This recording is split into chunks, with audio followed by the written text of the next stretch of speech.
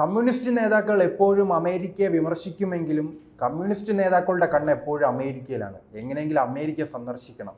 അതാണ് ഇപ്പോൾ പിണറായി വിജയനായാലും മറ്റ് നേതാക്കളായാലും ചെയ്യുന്നത്. ഇപ്പോൾ ഏറ്റവും അവസാനം ആരോഗ്യമന്ത്രി വീണ ജോർജാണ് അമേരിക്ക സന്ദർശിക്കാൻ വേണ്ടി തയ്യാറെടുത്തത്. അവർ അമേരിക്കയിലെ ഒരു സർവകലാശാലയിൽ എത്തി പ്രഭാഷണം നടത്താനായിരുന്നു അവരുടെ പ്രധാന ലക്ഷ്യം. അതിപ്പോൾ നരേന്ദ്രമോദി സർക്കാർ തടയിട്ടിരിക്കുകയാണല്ലേ. അത് വളരെ നന്നായി എന്ന് ഞാൻ പറയൂ. കാരണം എന്താ വെച്ചാൽ ഇപ്പോൾ ഈ സമയത്ത് പ്രഭാഷണം നടക്കേണ്ടതായിരുന്നു.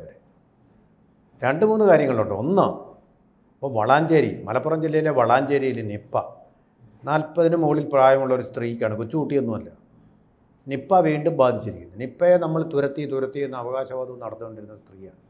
എല്ലാ വർഷവും ഇത് വരുന്നത്. എല്ലാ വർഷവും സാധാരണഗതിയിൽ സെപ്റ്റംബറാണ് ഇതിൻ്റെ ബ്രീഡിങ് സീസൺ, ബാറ്റുകളുടെ, വവ്വാലുകളുടെ. ആ സമയത്താണ് ഇത് വരുന്നത്. ഇതിപ്പോൾ അത് നേരത്തെ വന്നിരിക്കുന്നു. ഇപ്പം ഇതിൻ്റെ കാരണം എന്താണെന്ന് പോലും കണ്ടെത്തിയിട്ടില്ല. അതിനിടയിലാണ് അതിനിടയ്ക്ക് പോയി അമേരിക്കയെ പ്രഭാഷണം പോട്ടെ. തിരിച്ചു വന്നാൽ പുറകോട്ട് വന്നു കഴിഞ്ഞാൽ കോഴിക്കോട് സർവകലാശാലയിൽ അത്യാഹിത വിഭാഗത്തിലെ രോഗികളെ 4 പേര് മരിക്കാനിടയായ ഒരു സംഭവം. അതിൻ്റെ പിറ്റേ ദിവസം തന്നെ ആ യൂണിറ്റിലേക്ക്, ആ ബ്ലോക്കിലേക്ക് രോഗികളെ കൊണ്ടുപോയി വീണ്ടും പോകുക. അപ്പോൾ ഇത്ര കരുതൽ വേണം, ജാഗ്രത വേണമെന്ന് ഇടയ്ക്കിടയ്ക്ക് പനി വരുമ്പോഴുമൊക്കെ പറയാറുണ്ട്, കോളറ വരുമ്പോഴും പറയാറുണ്ട്. തലസ്ഥാന നഗരത്തിൽ തന്നെ ശുചിത്വത്തിൻ്റെ കുറവ് മൂലമുണ്ടാകുന്ന രോഗമായിട്ടുള്ള കോളറ വന്നിരിക്കുന്നു. വളാഞ്ചേരിയിൽ വീണ്ടും പലരെ കൊണ്ടുപോയ നിപ്പ വീണ്ടും വന്നിരിക്കുന്നു. മെഡിക്കൽ കോളേജ്, കേരളത്തിലെ ഏറ്റവും പ്രസിദ്ധമായ മെഡിക്കൽ കോളേജുകളിൽ ഒന്നിൽ പുക വന്ന് അത്യാഹിത ചികിത്സ തേടി വന്ന, ജീവൻ നിലനിർത്തുന്ന ഉപകരണങ്ങളോടുകൂടി നിന്നിരുന്ന രോഗികളെ അവിടുത്തെ അനാസ്ഥ കൊണ്ടുണ്ടായ പുക കൊണ്ട് അന്ത്യശ്വാസം വലിച്ചിരിക്കുന്നു. അത് വീണ്ടും അത് പിന്നെയും ഒരിക്കൽ കൂടി ആവർത്തിച്ചിരിക്കുന്നു. അപ്പോൾ കേരളത്തിലെ ആരോഗ്യ വകുപ്പെന്ന് പറയുന്ന ഒരു പ്രഹസനമായിട്ട് മാറിയിട്ടുണ്ട്. വെറുതെ അവകാശവാദങ്ങൾ ഉന്നയിക്കുക, ഏതൊരു അസുഖം വരുമ്പോഴും ജാഗ്രത പാലിക്കണം എന്ന് കയറി പറയുക. ഇതാണ് മന്ത്രിയുടെ പണി, ആകെപ്പാടെയുള്ള പണി. നേരത്തെ പറഞ്ഞതുപോലെ നമ്മുടെ ആൾക്കാർ എന്താണ് ഈ കമ്മ്യൂണിസ്റ്റ് നേതാക്കളുടെ എല്ലാവരെയും കണ്ണ് അമേരിക്കയിലാണ്. ഈ ഇടയ്ക്ക് MA ബേബിയുടെ ഒരു പ്രസ്താവന ഉണ്ടായിട്ടുണ്ടല്ലോ, ട്രംപ് ലോക പ്രസിഡന്റ് ആകാനുള്ള ശ്രമം നടത്തുകയാണ്, ഞങ്ങൾ നിരീക്ഷിച്ചു വരികയാണ്. അതോടൊപ്പം തന്നെ പിണറായി എന്ത് പറഞ്ഞാലും അമേരിക്കയെ വിട്ടൊരു കളിയില്ല, പക്ഷെ ചികിത്സയ്ക്ക് അവിടെ എത്തണം. അതെ, ഇന്ത്യയും അമേരിക്കയുമായിട്ടുള്ള കൂട്ടുകെട്ടിനെ എത്രയോ വട്ടം അവർ എതിർത്തിരിക്കുന്നു. ആ ഒരു കൂട്ടുകെട്ട് ആണവ കരാറിൽ ഒപ്പിട്ടു എന്ന് പറഞ്ഞാണല്ലോ UPA 2 സർക്കാരിന് അവർ പിന്തുണ പിൻവലിച്ചത്. അമേരിക്ക എപ്പോഴും അവരുടെ ശത്രുപക്ഷത്താണ്. ട്രംപ് അതിനേക്കാൾ വലിയ ശത്രുവാണ്. അദ്ദേഹത്തിൻ്റെ കീഴിൽ ഭരണം നടത്തുന്ന ഈ സർവകലാശാല, ഫണ്ട് കൊടുത്ത് നടത്തുന്ന സർവകലാശാലയാണ്. ഗവൺമെൻറ്റിൻ്റെ ഫണ്ടുണ്ട് സർവകലാശാല, അത് ട്രംപാണ് കൊടുക്കുന്നത്. അവിടെ പോയി പ്രഭാഷണം നടത്തി അവരെ പ്രബുദ്ധരാക്കാൻ പോവുക. എവിടുത്തെ ജോൺ ഹോപ്കിൻസ് സർവകലാശാല, ലോകത്തിലെ ഏറ്റവും പ്രധാനമായിട്ടുള്ള, അവിടുന്ന് എന്തെങ്കിലും പഠിക്കാൻ പോവുകയാണെങ്കിൽ അത് മനസ്സിലാക്കുക. ഇനിയെങ്കിലും അവരെ പഠിപ്പിക്കാൻ പോവുക. എന്ത് യോഗ്യത ഉണ്ടായിട്ടാണ് പോകുന്നത്? എന്ത് യോഗ്യതയാണ്? കഴിവുറ്റ ഒരു ആരോഗ്യമന്ത്രിയായിട്ട് പ്രവർത്തിച്ചതിൻ്റെ ട്രാക്ക് റെക്കോർഡ് അവിടെ പറയാനാണെങ്കിൽ അതിന് വിലയുണ്ട്. ഇത് കഴിവുകെട്ട ഒരു ആരോഗ്യമന്ത്രിയായിട്ട് ഇരുന്നതെന്നാണ് ട്രാക്ക് റെക്കോർഡ് ഇതുവരെ തെളിയിക്കുന്നത്. അതേസമയം KK ശൈലജ ടീച്ചറായിരുന്നെങ്കിൽ പിന്നെയും നമുക്ക് പറയാമായിരുന്നു, അവർക്ക് പോയി പ്രഭാഷണം നടത്താൻ വേണ്ടി അവസരമുണ്ട്. ഇംഗ്ലീഷ് ഇത് അറേഞ്ച് ചെയ്യുന്നതല്ലേ? ഈ അമേരിക്കയെ പരിചയമില്ലാത്ത ആരാ? അവിടെയൊക്കെ ഈ പത്തനംതിട്ട എന്നുള്ള പ്രൊഫസർമാരൊക്കെ കാണുമെന്നേ, ഡോക്ടർമാരും കാണും. അവർ വഴിയൊക്കെ അല്ല പിന്നെ ഡൊണാൾഡ് ട്രംപ് ഇവരെ വിളിക്കണമെന്ന് പറയുമോ? ഇല്ലല്ലോ, അതൊന്നുമല്ല. അങ്ങനെ ഒപ്പിച്ചെടുക്കുന്ന പരിപാടികളാണല്ലോ, നമുക്കറിയാൻ വയ്യാത്തതാണ്. അല്ല, ഇത്ര അംഗീകാരം കിട്ടാൻ എന്ത് കുന്തമാണ് ചെയ്തിരിക്കുന്നത്, എന്ത് ട്രാക്ക് റെക്കോർഡാണ്. ശൈലജ ടീച്ചറിനെ വിളിക്കായിരുന്നു. കാരണം കോവിഡ് കാലത്ത് അവർ വലിയൊരു ഉദാഹരണമായിരുന്നു. കോവിഡിൻ്റെ ഈ എണ്ണം വളരെ കർശനമായിട്ടുള്ള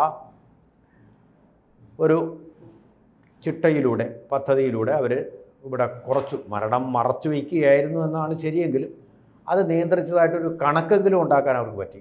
അങ്ങനെ മാഗ്സസേ അവാർഡ് കിട്ടിയതാണല്ലോ. അത് കിട്ടിയിട്ട് അത് വാങ്ങിക്കാൻ പോകരുതെന്ന് പിണറായി വിജയൻ ഉഗ്രശാസനം നൽകി. അങ്ങനെ പോകായിരുന്നല്ലേ? അപ്പോൾ പിന്നെ ജോൺ ഹോപ്കിൻസ് സർവകലാശാലയിൽ വീണ ജോർജിന് പ്രസംഗിക്കാൻ അവസരം എന്തായി മുഖ്യമന്ത്രി കൊടുത്തത്? ഇത് കുത്തക മുതലാളിമാരുടെ സർവകലാശാലകളല്ല, ഗവൺമെൻറ്റിൻ്റെ സർവകലാശാലകളല്ല. ഗവൺമെൻറ് അത് ഫണ്ട് ചെയ്യുന്നെന്ന് മാത്രമേ ഉള്ളൂ. ജോൺ ഹോപ്കിൻസ് സർവകലാശാല അദ്ദേഹത്തിൻ്റെ പേരിലുള്ള അദ്ദേഹത്തിൻ്റെ തന്നെ സർവകലാശാലയാണെന്നാണ് ഞാൻ മനസ്സിലാക്കുന്നത്, സബ്ജക്റ്റ് ടു കറക്ഷൻ. അപ്പോൾ അങ്ങനെയുള്ള വ്യക്തികളുടെ പേരിലുള്ള സ്വകാര്യ സർവകലാശാലയെ എതിർത്ത് TP ശ്രീനിവാസൻ അടി വാങ്ങിച്ച സംസ്ഥാനമാണ് കേരളം. ഇപ്പോൾ അത് അവർ അനുവദിച്ചിട്ടുണ്ട്. ഒരൊറ്റ സർവകലാശാല ഇതുവരെ വന്നതായിട്ട് നമുക്ക് അറിയുന്നില്ല. അപ്പോൾ അവർ നയം മാറ്റിയിട്ടുണ്ടെങ്കിൽ അതുകൊണ്ടായിരിക്കും ചിലപ്പോൾ അവിടെയൊക്കെയുള്ള സ്വകാര്യ സർവകലാശാലകളിലൊക്കെ പോകാൻ അനുവാദം കിട്ടിയത്. ഇതുകൂടാതെ വേറൊരു കാര്യമുണ്ട് കേട്ടോ. കേരളത്തിൽ ധാരാളം വിദ്യാർത്ഥികൾ അവിടെ പോയി പഠിക്കുന്നുണ്ട്, അവിടെ പോയി വിദ്യാഭ്യാസം നേടി അവിടെ തന്നെ ജോലി ചെയ്യുന്നുണ്ട്. അപ്പോൾ അവരെല്ലാം വഴിയെങ്കിലും അത് നമുക്ക് പ്രശ്നമൊന്നുമില്ല. പക്ഷേ എന്താണ് നിങ്ങൾ പറയാൻ പോകുന്നത്? എന്തെങ്കിലും കാര്യത്തെക്കുറിച്ച് വിവരമുണ്ട്? ഇപ്പോൾ ആരോഗ്യമന്ത്രി എന്ന് പറയുന്ന ഡോക്ടറായിരിക്കണം, പക്ഷേ ഈ ആരോഗ്യ കാര്യങ്ങളെക്കുറിച്ച് സാമാന്യമായിട്ടൊരു ബോധം വേണ്ടി. ഒരു ചാനലിലെ ആങ്കർ ആയിരുന്നുകൊണ്ട് ഈ ആരോഗ്യ വിഷയത്തിൽ എക്സ്പെർട്ടാവും, അതിനുള്ള പരിചയമുണ്ടോ? അല്ലെങ്കിൽ തന്നെ ഇത് കുറേ നാൾ ഇപ്പം ആരോഗ്യമന്ത്രിയായിട്ട് ഇരുന്ന് കഴിഞ്ഞാൽ ചിലപ്പോൾ അതിൻ്റെ ഒരു പരിചയം വരും. ഇതിപ്പോൾ ആകെ 5 വർഷം പോലും ഒരു 4 വർഷത്തെ പരിചയം വെച്ചുകൊണ്ട് അവിടെ പോയി പ്രഭാഷണം നടത്തണമെന്ന് പറഞ്ഞാൽ അതിന് ശൈലജ ടീച്ചർ ഇവിടെ ഉണ്ടല്ലോ, ട്രാക്ക് റെക്കോർഡുള്ള ശൈലജ ടീച്ചർ ഇവിടെ ഉണ്ടല്ലോ.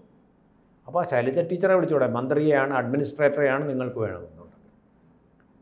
അല്ലെങ്കിൽ എത്രയോ പ്രഗത്ഭന്മാരെ ഈ സർവകലാശാലയ്ക്ക് കിട്ടും.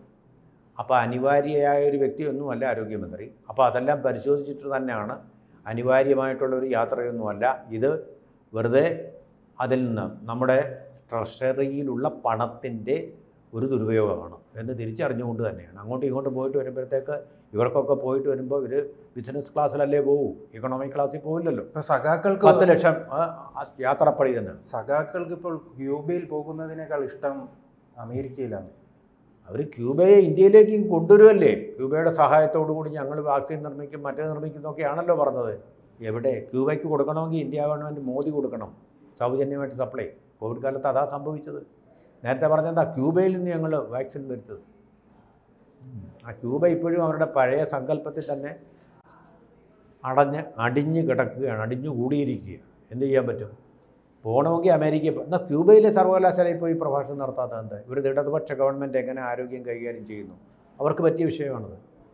അല്ലാതെ ഇപ്പോൾ ഇടതുപക്ഷ ഗവൺമെൻറ്റിൻ്റെ ഒരു പ്രതിനിധി അമേരിക്കൻ സർവകലാശാലയിൽ പോകുമ്പോൾ അവർ കംപ്ലീറ്റ് പ്രൈവറ്റൈസേഷനെ അനുകൂലിക്കുന്ന ഒരു സിസ്റ്റമാണ് അവിടെ ഉള്ളത്. അതിനെ എതിർത്തൊന്നും പറയാനും പറ്റില്ല. എതിർത്തുള്ളവരുടെ ഒരു പക്ഷേ വേറൊരു കാര്യമുണ്ട്, ഈ വിജയങ്ങൾ പോലെ പരാജയങ്ങളും ഒരു വിഷയമാണ്. എങ്ങനെയൊക്കെ ഞാൻ പരാജയപ്പെട്ടു എന്നുള്ളത് പറഞ്ഞാൽ അത് വലിയ പാഠമായിരിക്കുമല്ലോ, പരാജയപ്പെടാതിരിക്കാൻ. എൻ്റെ പരാജയങ്ങൾ എന്ന് പറഞ്ഞിട്ട് ചെയ്യാൻ പറ്റും. അതായിരുന്നെങ്കിൽ നമുക്ക് മനസ്സിലാക്കാം. കൂടുതൽ വാർത്തകളും വിശേഷങ്ങളും നിങ്ങളിലേക്ക് എത്താൻ ABC മലയാളം സബ്സ്ക്രൈബ് ചെയ്യുക, ബെൽ ബട്ടണും അമർത്തുക.